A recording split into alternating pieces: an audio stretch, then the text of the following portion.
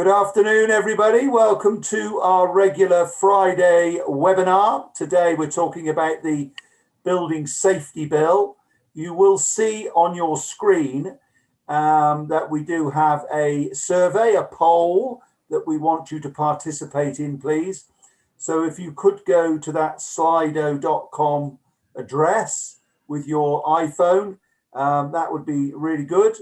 We're going to put up a series of questions as soon as we get a few more people in the room. We are expecting about 100 people today, so if you could just bear with us while we allow people in. They're coming in all the time, and I don't think it's quite 12 o'clock yet, so that's good. Good news that people are coming in nice and early. Hope you're well. Hope you're enjoying your week. For most of us, I think we've got about a week left, haven't we? I think most people break up on the 18th, although I have to say that yours truly is moving into the following week. I've got a shed load of awards to give out from our 3 awards ceremonies that we held last Friday, which for those that were watching, thank you for doing so. And the feedback we've had has been very good, so that's good. Just a reminder for those coming in, ladies and gents, please have a look at the screen, go on to slido.com, and we're going to be asking a series of questions. I think, guys at Leaders Meet, should we get the first question on the screen so that we can get going? This is a poll we're going to ask you all to participate in, please. So question number 1, have you read the draft Building Safety Bill? And you'll notice there are stars, 1 being low, 10 being high. So if you could answer in that way throughout these questions. We'll be giving the answers that you've given us from the poll at the end of the 3 presentations. So we're going to go through the questions on that Slido app. If you would do that, that would be great. Do you think we ought to move to question 2 at Leaders Meets? How do you rate your own competence? Is question number 2. If you could answer that at the slido.com, that would be good. How do you rate your own competence? Is question number 2. Let's go on to question number 3, if we could. How do you rate the general level of competence across the construction industry? Remembering on the stars, 1 is low, 10 is high. If you could give your scores on slido.com, that would be really good. So question 3 is all about how you rate the general level of competence across the construction industry. For those just coming in, forgive us, we have started a poll. We've got a lot to get in the next 60 minutes, so we needed to start on time. We're going on to question 4 now, but those that are just joining us, please do participate. Go on to the slido.com reference you can see on the screen. And then the next question is about the likelihood of you applying the spirit of building safety bill. So you can see the question if you would answer that, please. Remembering the star scheme on Slido, 1 being low and 10 being high. Your participation is very welcome. I know we've got people coming in all the time, so apologies we've had to start, but so much to get through in the next 60 minutes. We needed to start on time. So there we go. Should we go with the final question then, please, Leaders Meets?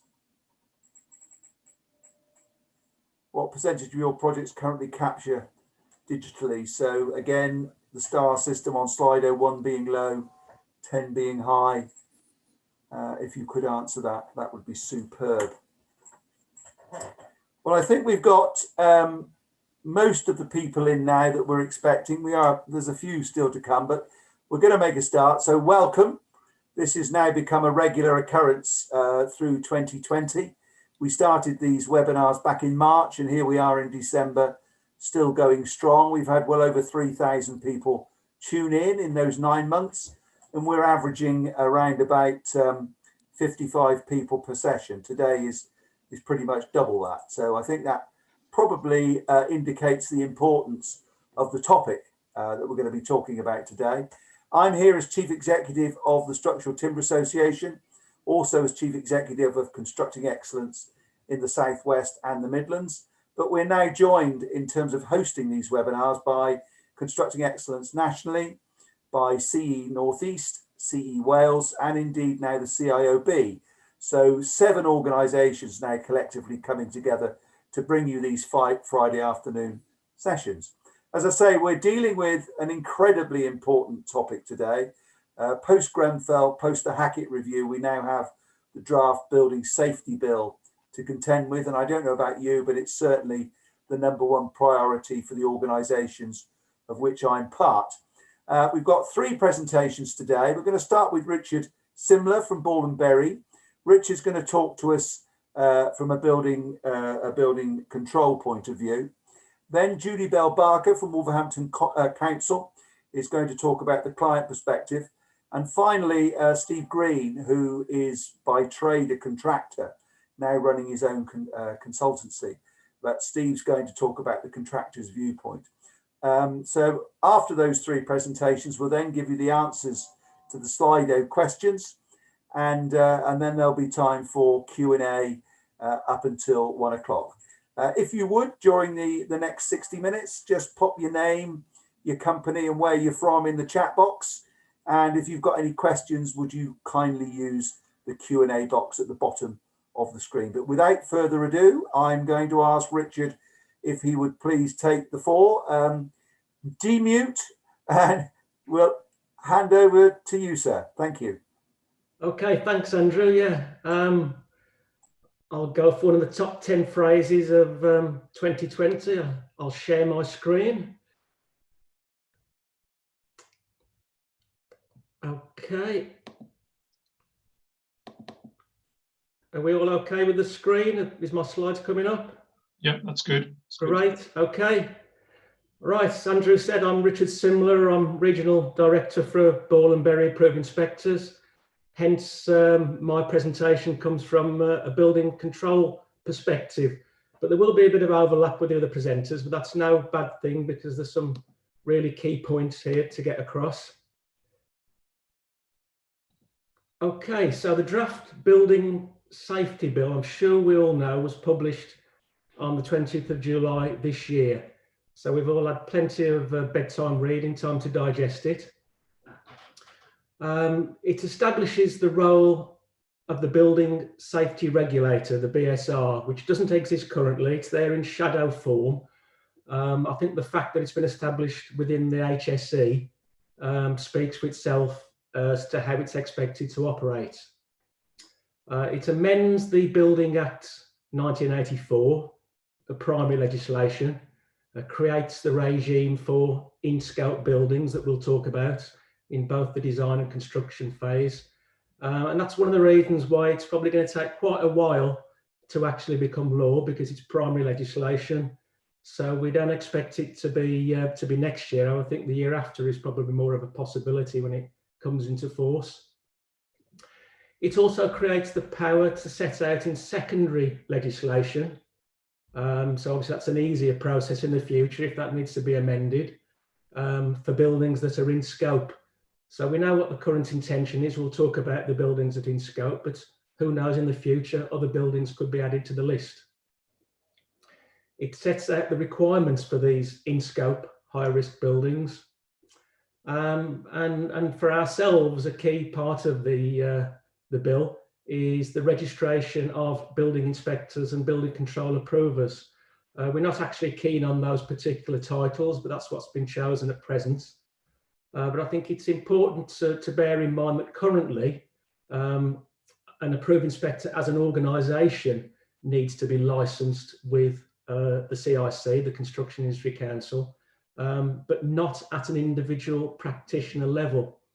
So what the Act provides for is that at an individual practitioner level, whether employed by a local authority or whether employed by the private sector, that individual has to be registered to be able to act as a building inspector, to be able to approve building control designs from a building control perspective, and to issue completion certificates.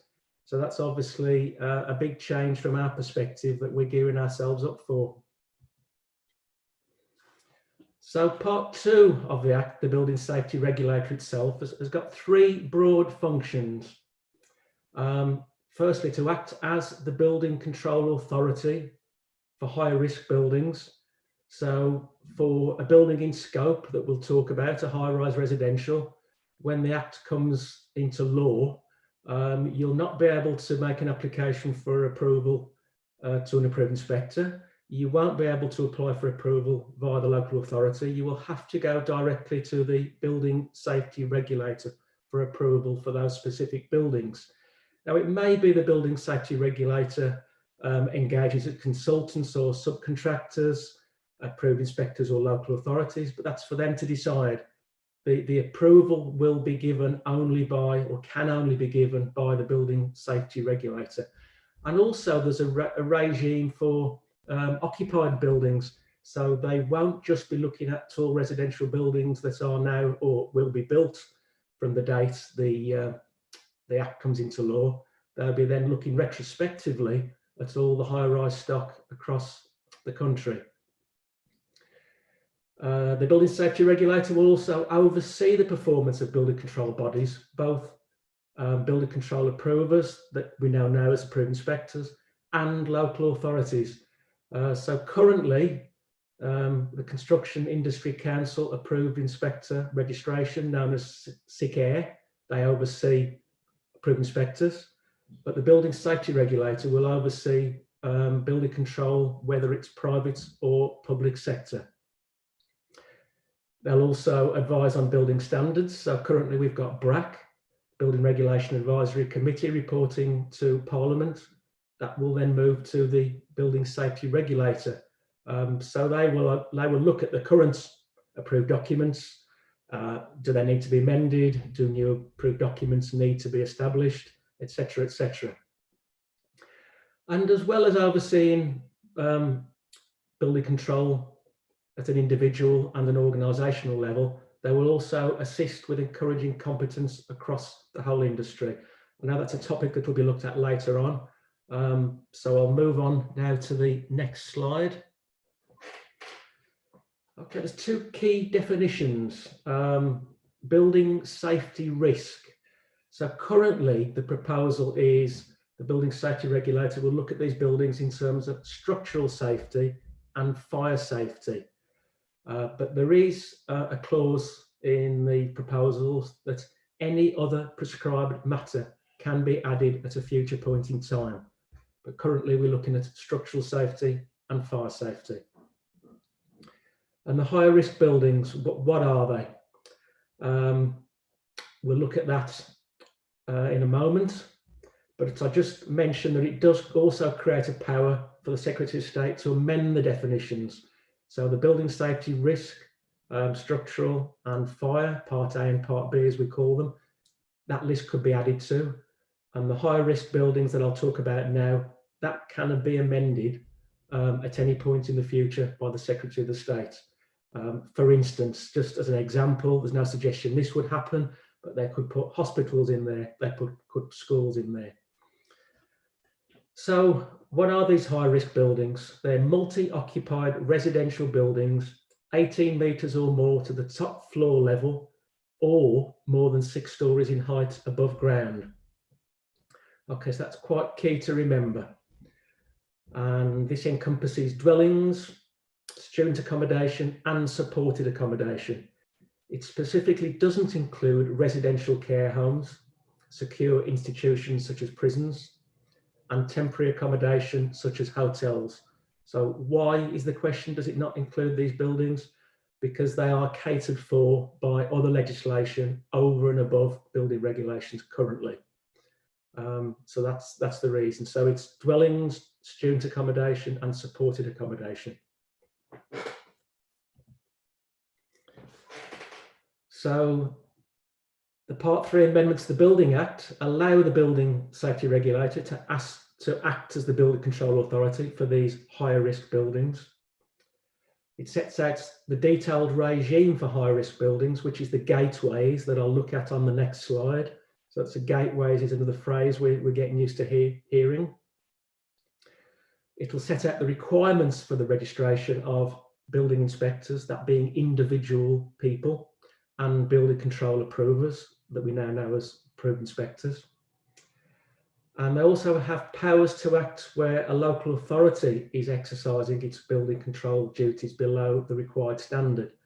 So currently SICAIR can impose sanctions against an approved inspector to the extent of taking their licence away if they're operating below the required standard.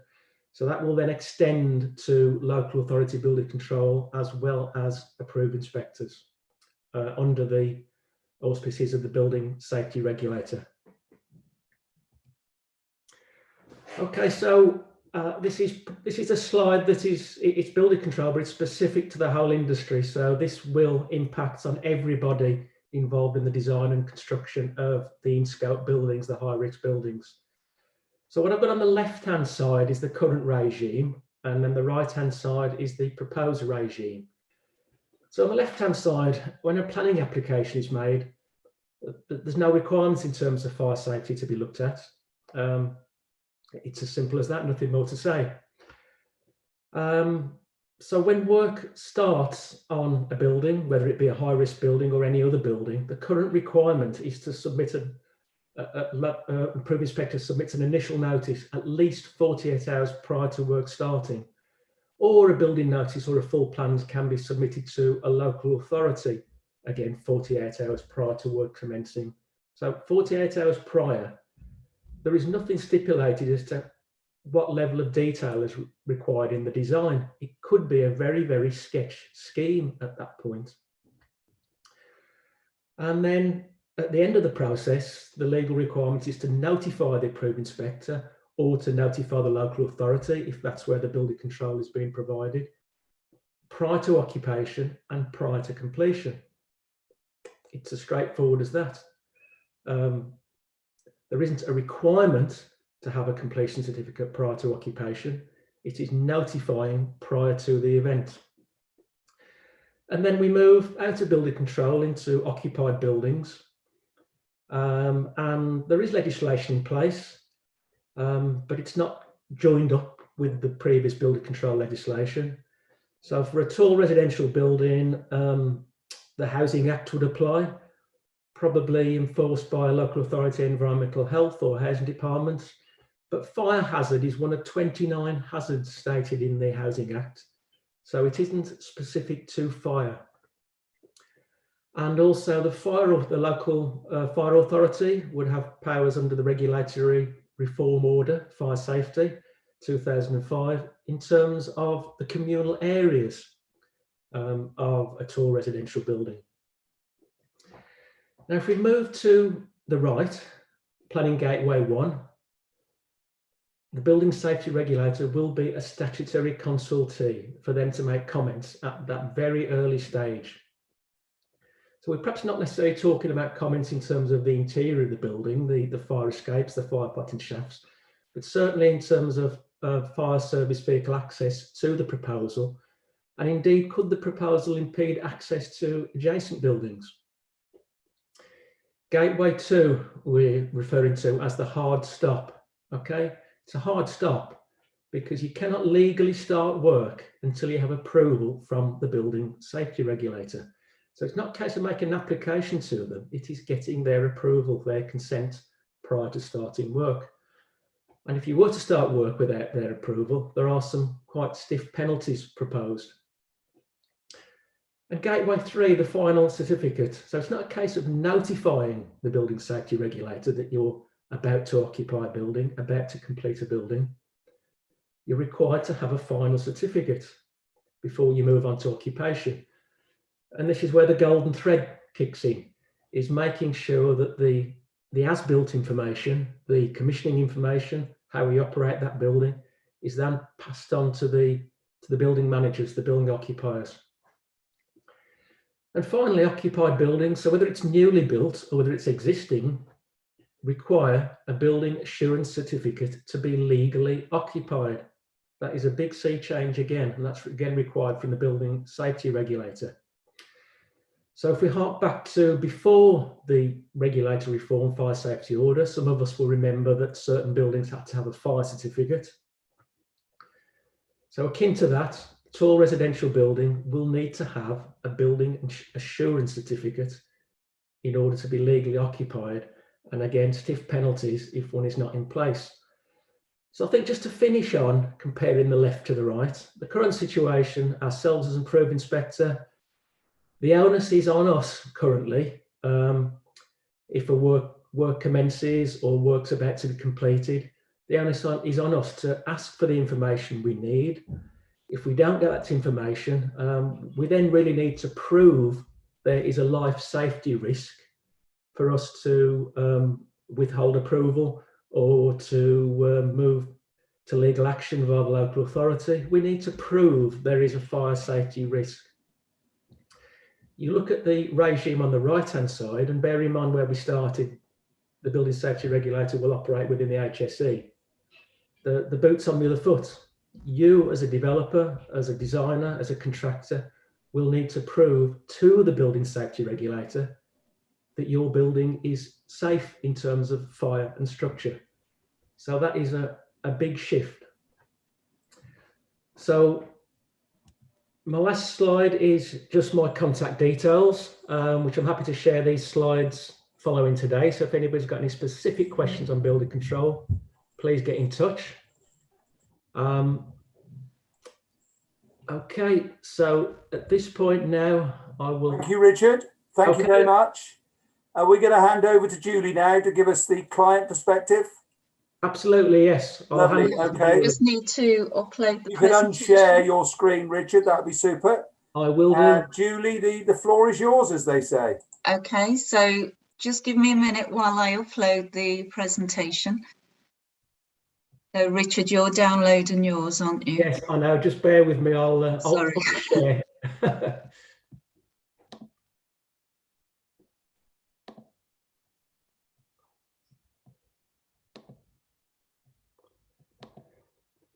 Right, this is a bit like having the wrong cable for a projector. Is that, am I off screen now? Yes. Great. Yeah.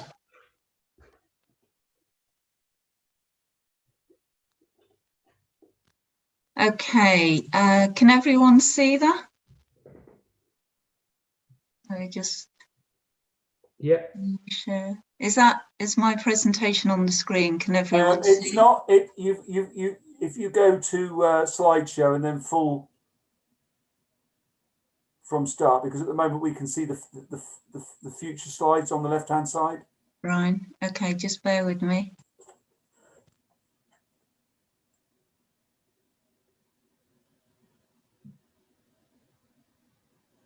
It's going to be.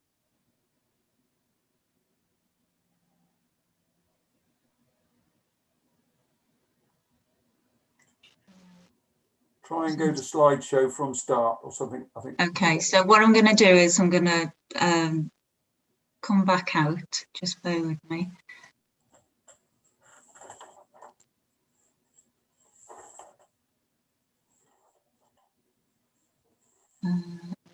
Share. Let's see if this comes up.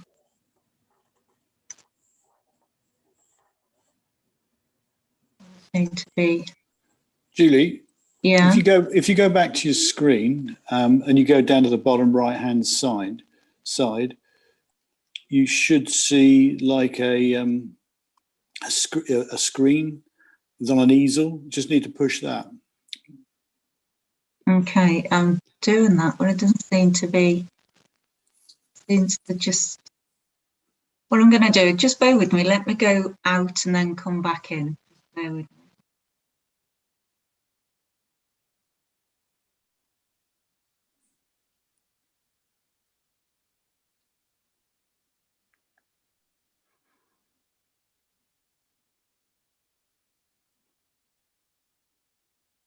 No, it doesn't seem to be.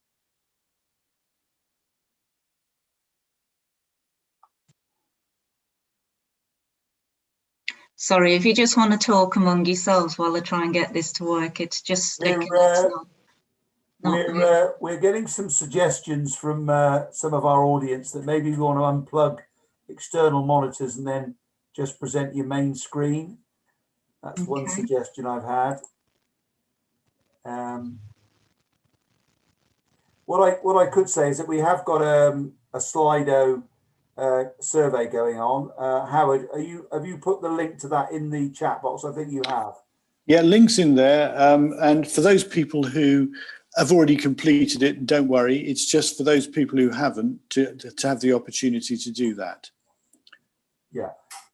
We'll be giving an update on the results after the speakers have finished, but we'll keep it open for about half an hour afterwards. Julie, I think we're up and ready to go, are we? Okay, good. All yours.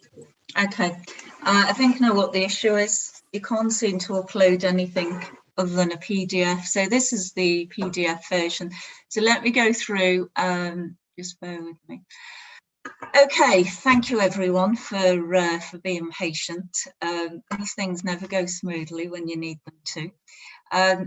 So I'm going to be delivering today a client perspective on the draft building safety bill. And it's what the client needs to know. So there'll be some doubling up with Richard's last presentation in terms of the information. But that's a good thing because, you know, reiterating a message makes sure that eventually, you know, the importance of it and it will get through. So some doubling up, but let's start going through the presentation. Okay, so what is the draft safety bill? There's quite a lot of talk about it, and there's a lot of conversation, there's a lot of statements getting made. So let's just go through some of these key statements just to put a bit of context around it. So the first statement is, the draft safety bill represents the most radical change to the UK building industry since the advent of the Health and Safety at Work Act 1974. That's actually quite a big statement. And that's by Scott Dorling from Trowers and Hamlins, who are construction legal specialists. Another statement, the draft bill will introduce a new era of accountability, making it clear where the responsibility for managing safety risk lies throughout the design, construction, and occupation of buildings in scope. There will be tough sanctions, and we'll talk about them later on, for those that fail to meet their obligations. So a couple of key statements there. So what's the context around the new bill? Why have the government putting it through? So we're all aware again of Grenfell, we're all aware of the Hackitt report, and I know that we're in the Morbic inquiry second phase at the moment. But just going back to a number of statements that Judith Hackitt made in her report. So existing building regulations have created a race to the bottom. The primary motivation to do things as quickly and cheaply as possible. How many times have you heard that? Rather than to deliver quality homes which are safe for people to live in.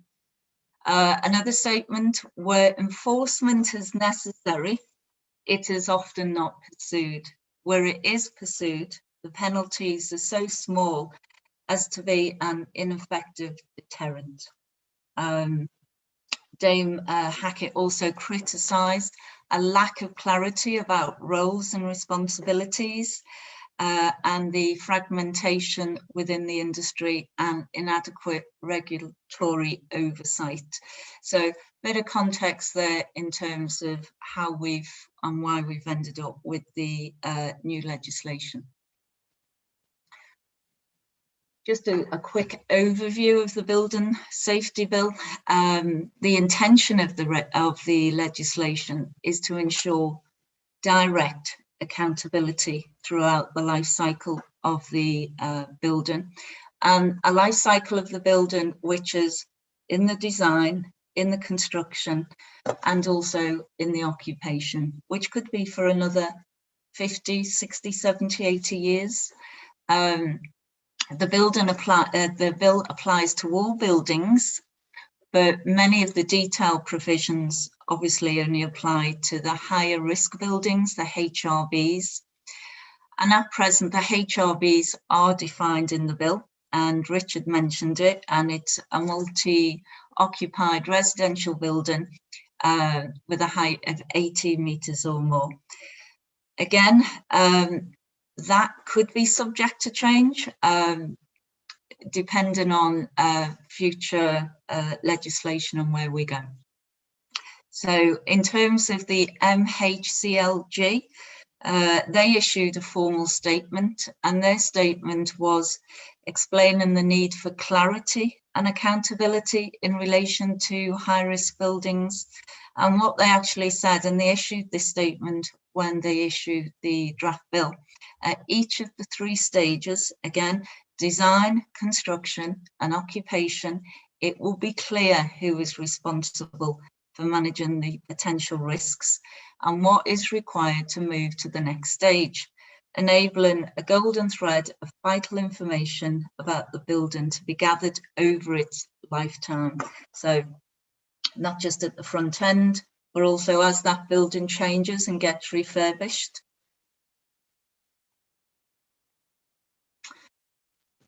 Okay, so the draft building safety bill is quite a big document, but essentially, in summary, it's in 5 parts. So part 1 is an overview of the draft bill. Part 2, which we're going to be talking about, establishes the building safety regulator and defines the scope of the regime. Part 3, amendments to the Building Act. So this is around the design and the construction phase, and details the duty holder regime and building control and inspectors registration and competency requirements. That word competency is key as we go further into the presentation. Part 4 sets out in occupation obligations and roles of the accountable person and also the building safety manager. And part 5 is supplementary provisions, and that's power to make provision about construction products and also registration and monitoring of the competence of architects in line with the new competency requirements. So there are a number of supplementary provisions, but I've pulled out a couple there. Okay, so part 2. For me, the key change here is the introduction of the building safety regulator under the health and safety executive.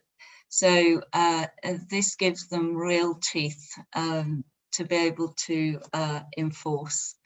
And the building safety regulator primarily has 2 key objectives: to secure the safety of people in and about the building and to improve the standard of buildings. They'll have wide-ranging powers. Again, I've mentioned they'll have real teeth, both to enforce the compliance with the new legislation, but also with the existing powers under the Building Act of 1984. Building safety regulators' functions and duties. So there's a number of key functions and duties to implement the new regulatory regime for high-risk buildings, to oversee and monitor the safety and performance of all buildings with ongoing review.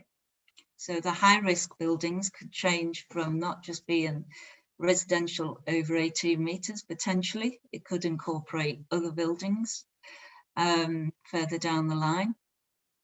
To establish a system for giving a building safety information. So effectively, the Hackitt report, it was recommended that the existing confidential reporting on structural safety schemes be extended. So effectively, it's a confidential whistleblowing scheme for buildings and engineering professionals. It's a formal route for whistleblowing. If there's any real concerns that anyone has that doesn't feel that they're getting acted on. Set up a building advisory committee to provide advice and information. So they're also going to set up a number of committees, set up a committee on industry competence. And don't forget, the building regulator, safety regulator, does have real teeth here. It's also a formal mechanism, setting up a residents panel. It's a formal mechanism to give residents a voice, and to insist and encourage improvement in competence among the built environment industry and building inspectors.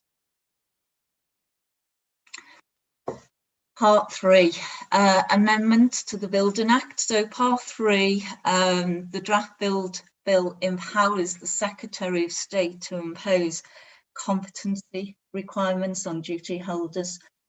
So if you fall under a duty holder, there are key competency requirements that will be imposed working on high-risk buildings.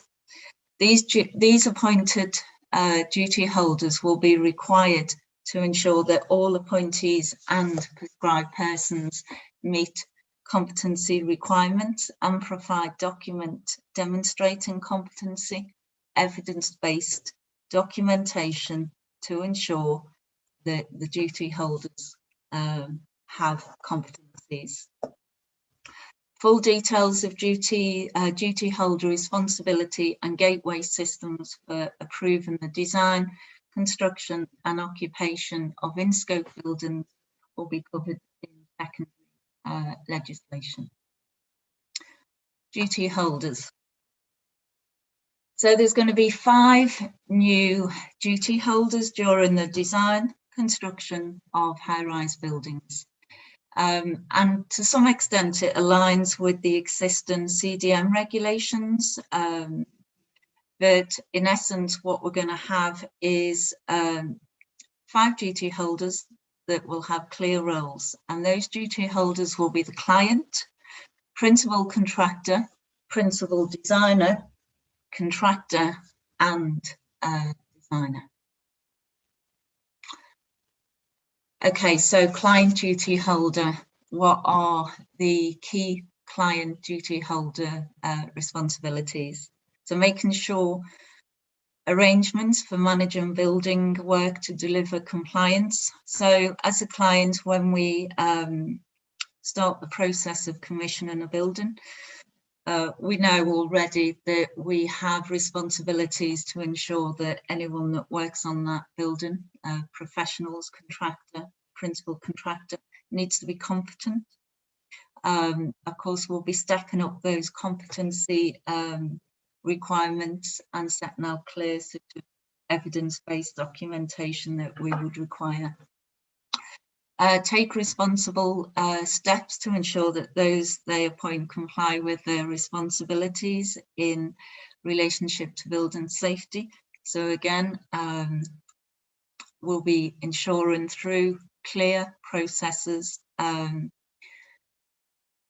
how we're going to ensure that anyone who's participating in the project is taking their responsibilities clearly and also are actually enforcing them. Ensure appropriate handover of information takes place to key stakeholders, duty holders. How many times have we received information, both pre-construction and also on completion, in terms of information that's not up to date or detailed sufficiently? So again, we'll be enforcing and ensuring that we get correct information. And then develop and maintain a golden thread of information.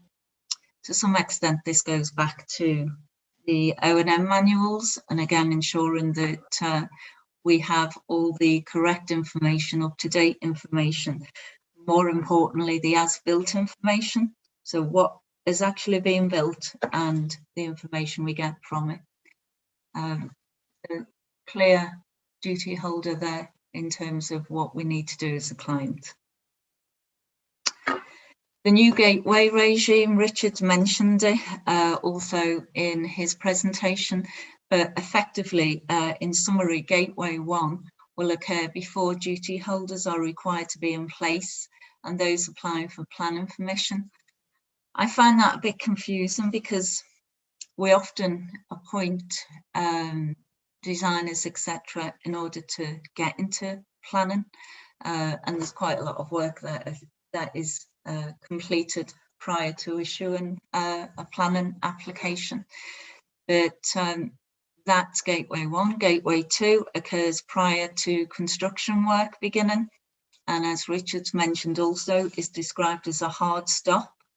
So, no work will begin until the BSR is satisfied that the duty holder's design is compliant with the new requirements. And again, I reiterate that it's down for the designers to ensure that they complete all the work required and actually satisfies the BSR. Gateway 3 is a completion and requires the duty holders to hand over all prescribed document and information. Talk about the golden thread again. Predominantly, a lot of this is around the O&M manual. To submit to the BSR the prescribed document and information on the final as-built buildings. So when this information comes across, it does actually need to be the as-built information, not the information that was produced prior to getting on site. The intention of the bill is to ensure that the right people have the right information at the right time and ensure building safety and building safety risks are managed throughout the building's life cycle. Part 4, higher risk buildings and occupation. So again, a lot of you who are listening will probably be in the construction side of it and the pre-construction designing of the building. But as a client, we also need to look at the building and occupation as well. So there'll be an accountable person with wide-ranging statutory obligations, and these will include registering the building with the BSR and applying for a building assurance certificate, ensuring that the most recent issue of the BAC is displayed prominently in the building, so it needs to be up in the reception areas. Appointing a building safety manager, again, that's key, who must have the organisation capability and relevant skills, knowledge, experience and behaviours, and informing the BSR of this appointment, so it formally needs to be reported back. Ongoing duty to assess the building safety risks and to take reasonable steps to prevent, control the impact of major incident. So all this needs to be, again, evidence-based, clear processes, documentation. Produce and maintain a residents' engagement strategy, which will include information about where residents can access safety information and a complaints process, so making the whole process more transparent. Maintaining a safety case report to demonstrate compliance within this ongoing duty. So quite a lot of work there in terms of compliance, evidence-based documentation and ongoing safety risks. Part 4, building safety manager. So again, some key responsibilities there, I'm just conscious of time. So managing the HRB in compliance with the safety case report and the BAC, liaison with the managing agents if required, and cooperating with other owners, occupiers of HRBs to ensure an integrated approach to managing risks. So getting consistency there. Summary, client summary. So what are the opportunities? Well, clearly we're reducing risk to life and making buildings safer. We're also reducing the risk to the buildings as well, and the impact fire does. we also should get better quality built buildings as information and accountability and competencies get better. The quality of the building should also get better. What are the challenges? Well, I can see potentially project program increases, certainly in the pre-construction stage, to ensure that all the detailed information is accurate, it's correct. I can see that increase in program, but also increases in the construction program as well. I can see increased costs potentially that come out of construction and professional services. And I can also potentially see impacts on contract types. Will D&B contracts still exist? Will there be changes to them? Will the contractor want to take on less risk? So we'll probably start to see changes in terms of contracts as well, and what contractors are likely to engage in. So some of the opportunities and challenges there. Okay, thank you. Thank you very much, Julie. I'm going to move swiftly on because tempus fugit. Steve, are we able to swap over? I believe we are, if you can see my screen. Much smoother than mine. Okay, so this is the contractor's view. So you've heard from building control, you've heard from the client.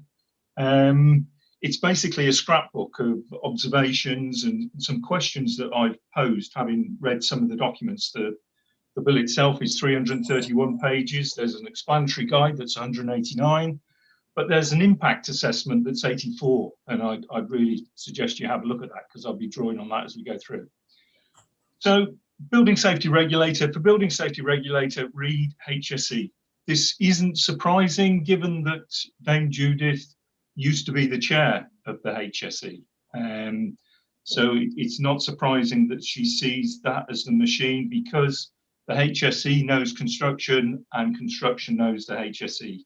You know, we've seen fines, we've seen stop notices, we've seen fees for intervention. We know they're serious about what they do. So if I can get that out of there, I can go to here and do the big reveal. So Gateway 1, we've discussed. It's the planning application, primarily the developer. Probably nothing changes there for the contractor. A bit more detail required. A fire statement, I think that's just around access for the brigade should something arise. We've already majored, and I know we're up against it time-wise, on Gateway 2 being a hard stop.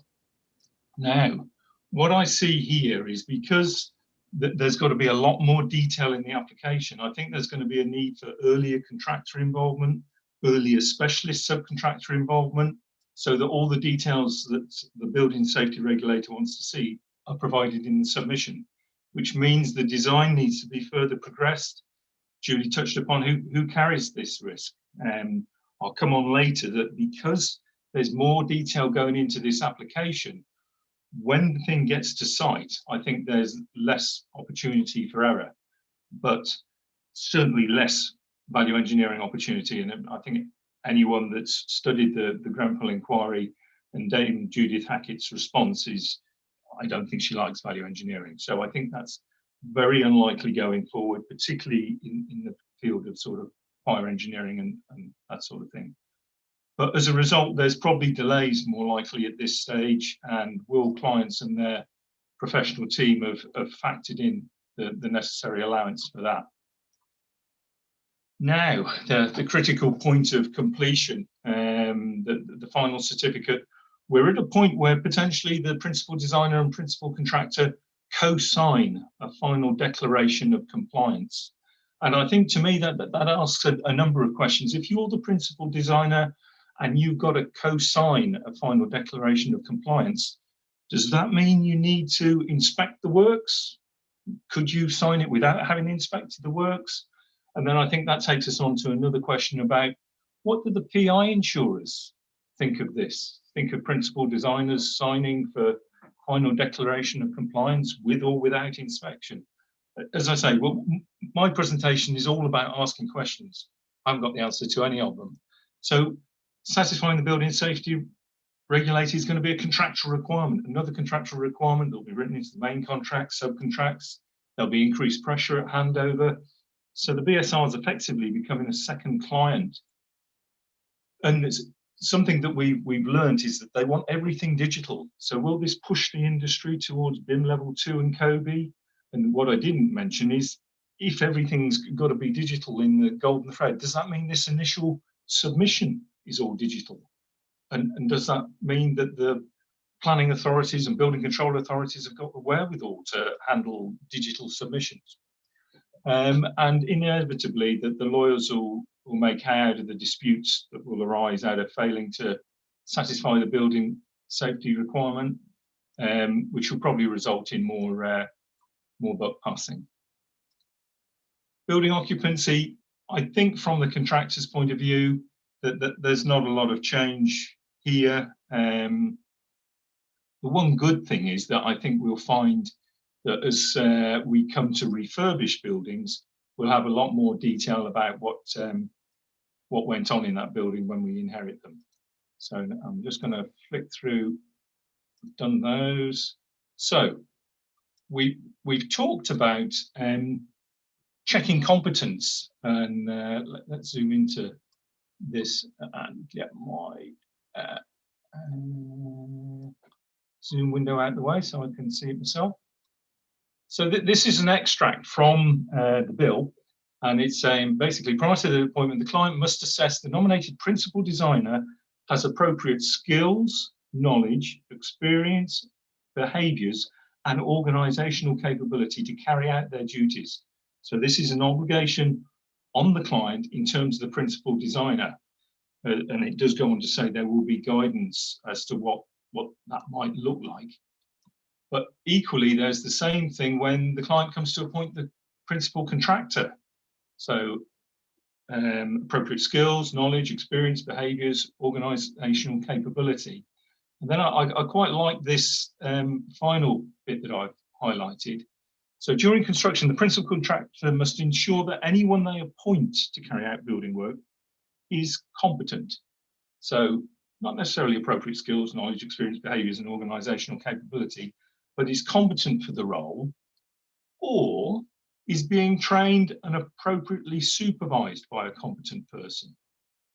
So that begs the question, is it only the people that are working for the contractor that can be trained by a competent person, and anyone that's, say, working for one of the designers can't undertake any work until they are competent? So they can't be trained by a competent person? Don't know. So one of the questions we asked at the front was, are you competent? So what do we think? Have we got the appropriate skills, appropriate knowledge, appropriate experience, behaviours, organisational capability? And the BSI are leading a sort of working group to look into this. And this posed another question to me. So if we're testing competence, and we're doing that because we think perhaps the industry isn't competent, and a percentage of the industry are found to be incompetent, let's say it's 20–25%, what happens at that point? So if they're professionals, will the PI insurers say, yes, I know you've just carried out a test of competence and you proved to be incompetent, but I'll continue to insure you? Or will they say, no, anyone who's failed this competence test will no longer insure? And will that create an even greater skills issue than we've got now? Answers on a postcard. Now, I have to confess, I'm standing in for Nicola Markle from Sir Robert McAlpine, who was going to deliver this. And there's a couple of her slides that I've stolen. And this is basically how Sir Robert McAlpine are going to be supporting their projects going forward. So that they're going to introduce their own competence assessments. They're involving the supply chain and manufacturers to come in and train their staff on what good looks like. And I know Nicola's actually working on an e-learning module as well to bring up their staff's competence. And they're looking at how they can implement this mandatory reporting of risks that might arise. Equally, Nicola's saying, well, actually, we're not doing anything new. We're just doing what we should have always done: work to approve drawings, keep accurate records, keep accurate records of changes. And if there's something not right, we should report it. What if you don't get it right? Well, it's a draft bill, but there's implications for the company and the individual. So it's stop notice, it's reputational damage. But as an individual, it's now a criminal act. So you could have a criminal record, you could have imprisonment up to 10 years. The other thing to consider is that even 10 years after the event, you can be prosecuted if it arises that you were incompetent or didn't act correctly. And then finally, I mentioned this impact assessment, and I'd encourage you to go and have a look at it because it's on the same website alongside the bill itself. But they put costs to all kinds of things. And one interesting thing, as Julie alluded to, is the fact that we're getting more detail into the submissions earlier on, the fact that we've got more pairs of eyes checking that information, they believe will reduce the rework costs on the project.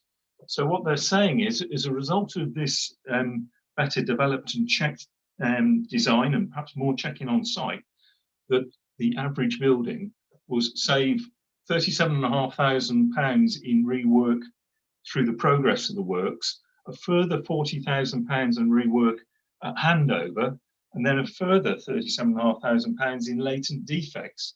So maybe finishing on a high note, that it's not all bad, that it'll drive improvements in quality. And the other interesting thing is, because of this overview, it's felt and hoped that this will seep out to other out-of-scope buildings as well. So these, if you like, techniques and improved competencies will improve the industry as a whole. So that's me done with 4 minutes to go.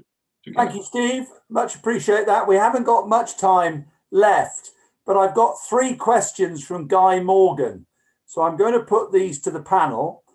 I'm going to team them together. So is there any framework for the amount of time that the BSR must take to provide approval at Gateway 2? Following on, there are currently separate building regs in Wales.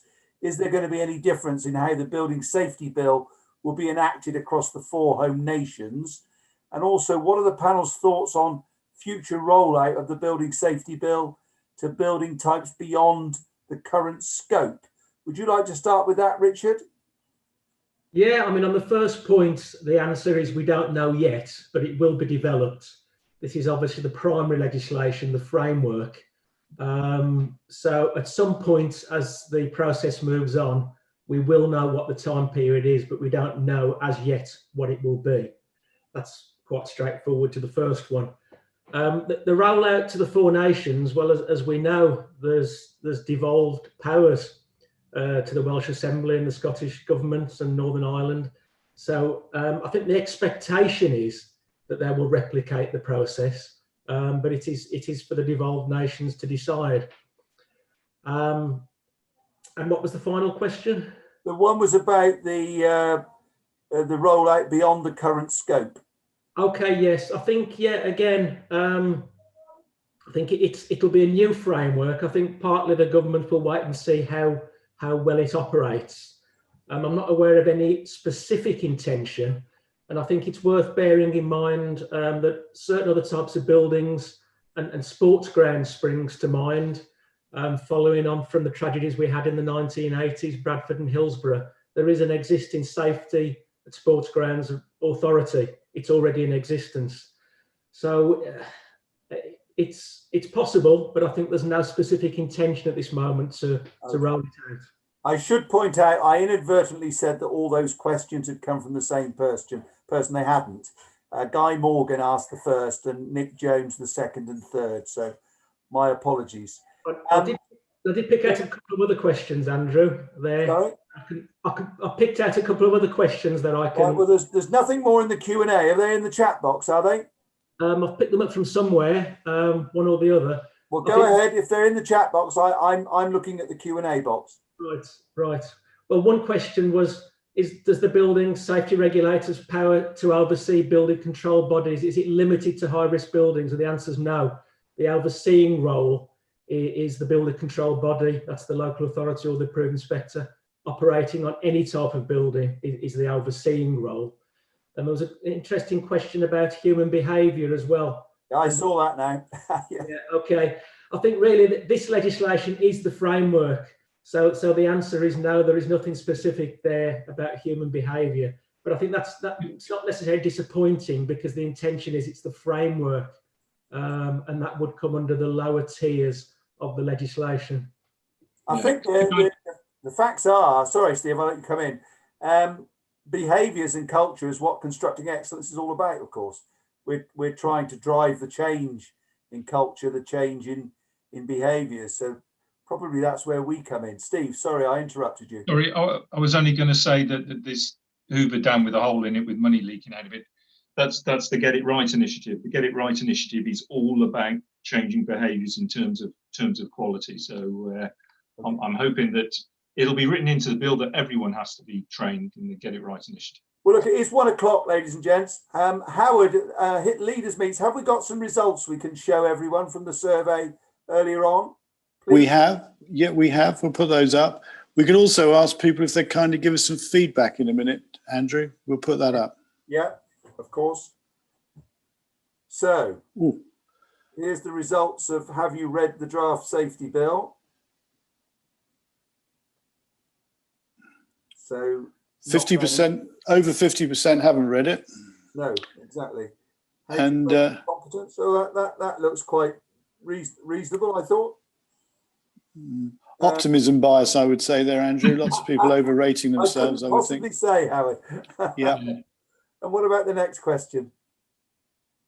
General level of competence across construction. That's fairly even, Stephen, isn't it? Yeah, not many tens. No. Yeah, certainly big room for improvement there, Andrew. Yeah, yeah. And what about the next question? Well, that's positive about applying it. Yeah. I think That's good. That's very good. I think we're going to have to apply it whether we like it or not. To be honest, I think we've got a choice. It's out of scope building, so applying it to. Well, okay, I see what you mean. Yeah, of course. Yeah. And the final question. Oh. Oh, that's a nice scattering, isn't it? Yeah, that's quite a broad mix of answers there. That doesn't Howard, I think you said you were keeping this open for half an hour. Yeah. If we'd like to put up the feedback survey, we'll keep that open for half an hour. What we will do is obviously we'll post these survey results on our website so people can get that along with a copy see a copy of all of the presentations, and we'll obviously be able to listen to it again. Okay. If you'd like to go to this poll, this is a feedback survey. We really would appreciate what you thought of today, and from that we can learn. Thank you. What I would like to do now is I would like to thank Richard, Julie and Steve for giving of their time and their knowledge. So much to pack into the hour today. We didn't quite manage it. I've just run over by a few minutes, for which I apologise, but I'm sure you'll all agree that the content was so important, we just had to fit it all in. And I suspect this won't be the last time that we deal with the building safety bill with these Friday webinars. So thank you to the three of you. Thank you to Howard and Abraham at Leaders Meets for hosting us. Next Friday is the final webinar of the year. I would think many of us are breathing a sigh of relief that 2020 is coming to an end. We're going to take advantage next Friday of having the opportunity to speak to the leaders of Constructing Excellence North East, Wales, Midlands and the South West. So either the chairs or the chief executives from each of those regions are going to join us next week, I should say, for the last webinar of the year. And that will give us all an opportunity to come together as a family of CE movement to see out to 2020 and then look forward to 2021. So I do hope you can join us next Friday, same place, same time, 12 o'clock midday. But for now, I'm going to say goodbye. Have a great afternoon and a very pleasant weekend. Thank you all.